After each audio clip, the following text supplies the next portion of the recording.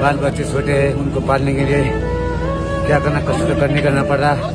जैसे पैदा कर लिया उनको पढ़ाना लिखाना मेरी जिम्मेवारी है। কেদারনাথের পাহাড়ি রাস্তায় এক ৬৫ বছর বয়স্ক মানুষ হাঁপাতে হাঁপাতে চলেছেন, আর তার পিঠে দিব্যি বসে রয়েছেন জোয়ান এক ছেলে। মানুষটা যে আর পারছেন না, দম বেরিয়ে আসছে, তবুও মুখে একটাই ধ্বনি, জয় বাবা কেদার। অবশেষে বসেই পড়লেন তিনি, বুকে হাত দিয়ে হাঁফাতে লাগলেন।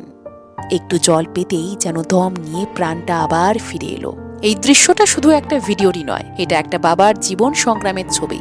ঘটনাস্থল কেদারনাথ মন্দিরের পাহাড়ি পথ। এনার গল্পটা শুনলে আপনি স্যালিউট জানাতে বাধ্য হবেন বইকি। উপলব্ধি করবেন পৃথিবীতে বাবারা সন্তানের জন্য ঠিক কি না করতে পারেন। যারা গেছেন তারা তো অবশ্যই জানেন যে এই রাস্তাটি মোটেও সহজ নয়। খাড়া উঁচু নিচু পথ আর কঠিন আবহাওয়া। সেখানে ৬৫ বছরের এক মানুষ পিঠে একজন যুবককে নিয়ে এগিয়ে চলেছেন।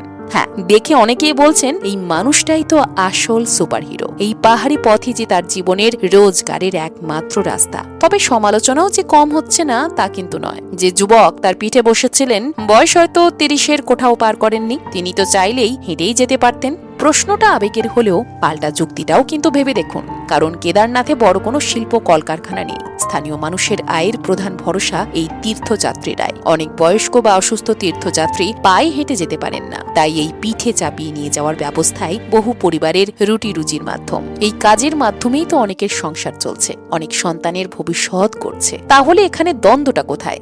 একদিকে আমাদের আবেগ, একজন বৃদ্ধ মানুষ এত কষ্ট করছেন, অন্যদিকে বাস্তবতা। এটাই যে তার পেশা, এটাই তার সন্তানের মুখে হাসি ফোটানোর একমাত্র উপায়। তাই এই জায়গায় বিতর্ক তো হবেই, কিন্তু সবকিছুর শেষে একটা সত্যিই থেকে যায়। আর জানেন, যিনি ভিডিওটি করছিলেন তিনি যখন এই বয়স্ক মানুষটিকে ১০০০ টাকা দিতে চাইছিলেন, মানুষটা কিন্তু প্রথমে নিতে চাননি। বহু অনুরোধের পর তিনি সেই টাকা গ্রহণ করেন, কিন্তু দয়া হিসেবে নয়, সাহায্য হিসেবেও নয়। তিনি বলেন এটা তিনি নিচ্ছেন বাবা কেদারনাথের আশীর্বাদ হিসেবে। এই আত্মসম্মান, পরিশ্রম আর বিশ্বাস, এটাই তো একজন প্রকৃত যোদ্ধার আসল পরিচয়। তবে ভিডিওটি যিনি করেছেন তাকেও ধন্যবাদ দিতেই হয়, কারণ তিনি যদি এই মুহূর্তটি ধারণ না করতেন তাহলে হয়তো আমরা জানতেই পারতাম না এক বাবার এই নীরব সংগ্রামের কথা। আমাদের চারপাশে তো এমন হাজারো বাবা রয়েছেন, আমাদের বাড়িতেও রয়েছেন।